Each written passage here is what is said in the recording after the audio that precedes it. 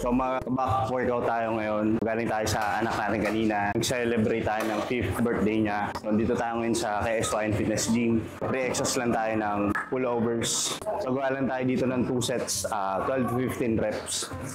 And yung first movement natin is yung T-bar row.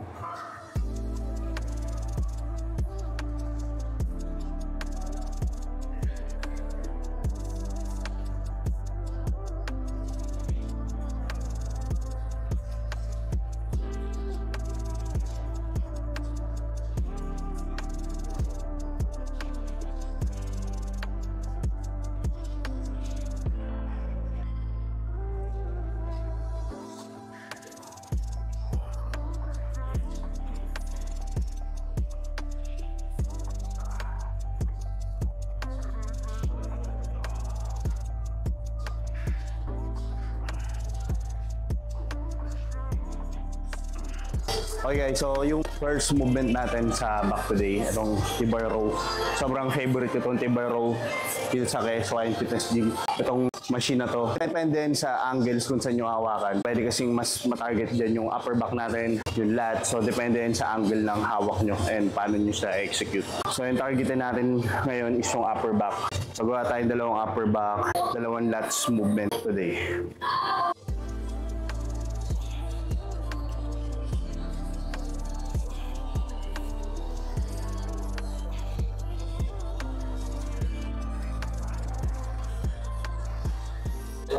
Okay, so first working set natin to. Magaan lang siya, 60 kg. So yun nga, medyo nag-iba kasi tayo ng form. At maaari kinokontrol ko yung weights. Kinokontrol ko as much as possible. Siguro mga 3 to 4 second eccentric. Then pag pull ko ng concentric, ni-squeeze ko as hard as possible sa top. First working, so hit natin siya ng siguro 8 to 10 reps. Then pag easy 10 reps, saka tayo mag-add ng weight.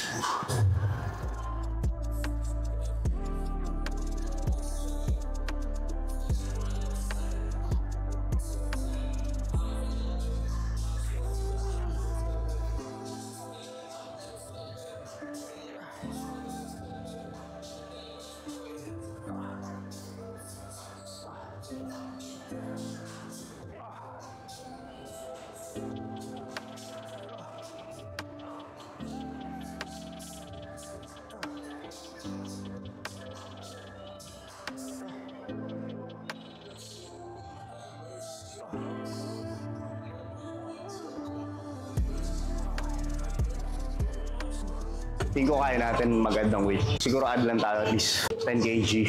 Then rest lang tayo around 2 minutes. Sa top set, nag-rest ako as much as possible. Hanggang bumaba yung heart rate ko, totally recover tayo.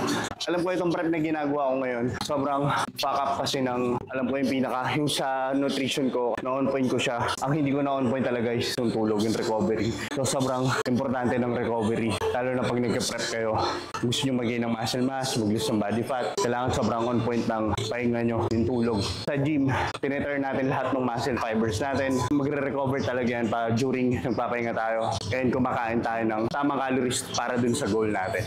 So, second set ng 70 kg.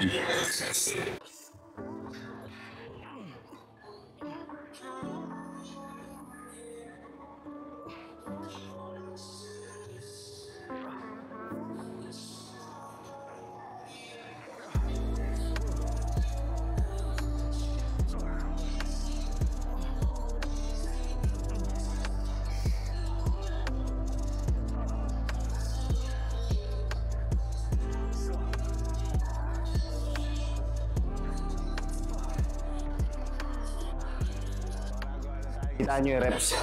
7 clean reps lang yung nagawa ko. Pero nung una nagawa tayo ng 10 clean reps.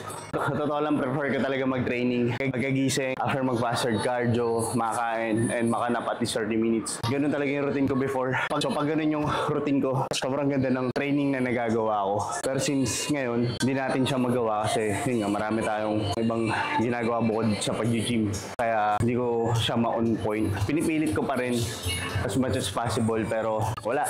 May mga times ko lang siya nagagawa pero hindi siya consistent. Right, so back off tayo. Siguro bawas lang tayo ng 30 kg and gawa tayo ng isang set ng 12 to 15 repetitions.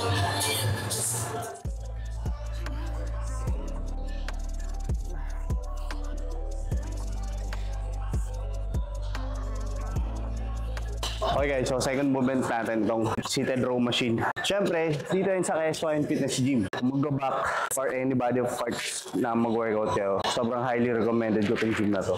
Makikita nyo yung difference sa ibang gym. Yung culture, yung equipments, yung ambience ng gym, sobrang solid guys.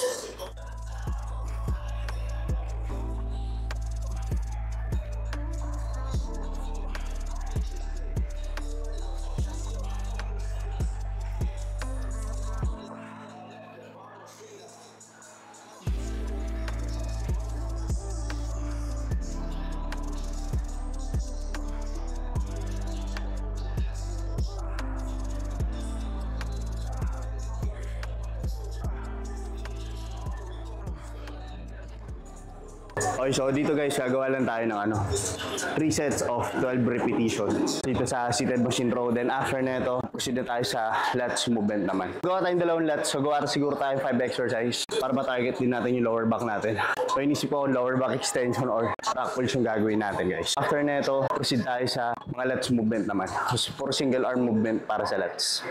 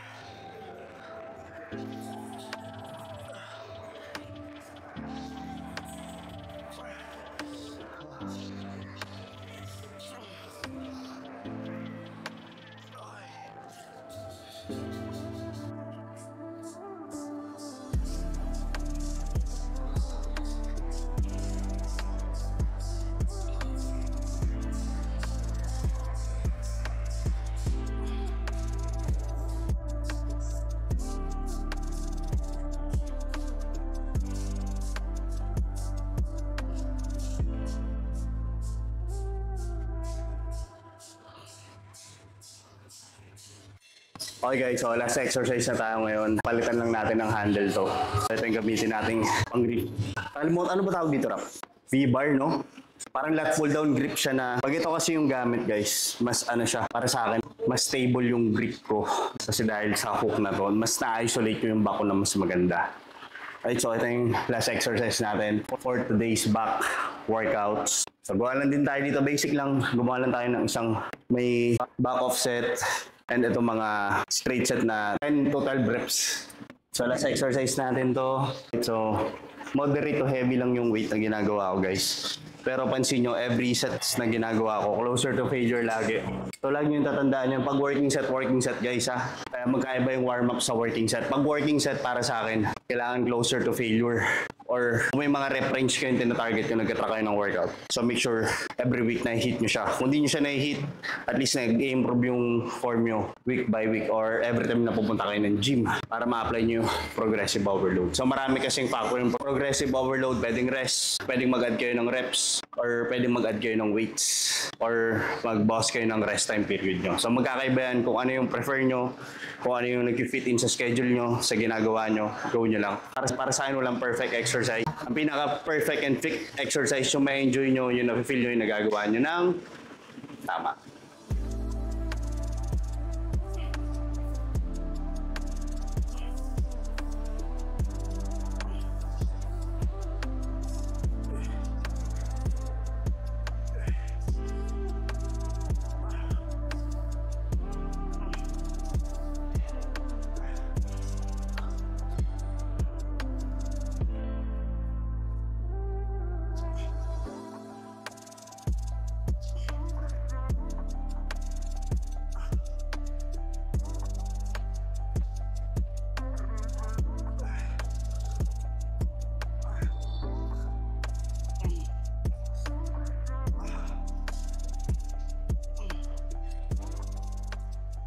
So sana na-enjoy nyo yung vlog natin for today guys. Sobrang haba ng vlog na to. Sobrang productive ng araw, birthday ng anak ko. At the same time, nakapag-training tayo. So wala lang tayong personal training today. Bukas pa yung PT session natin.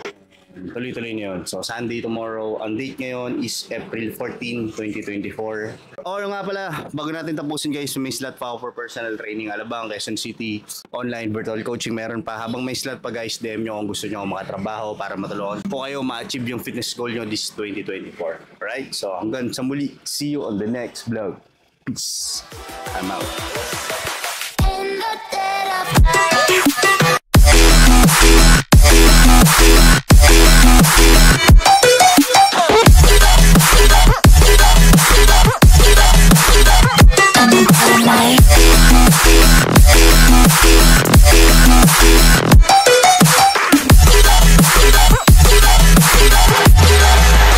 Maybe when it's still dark, you know it's an eye for eye. Every energy alive in the dead of night.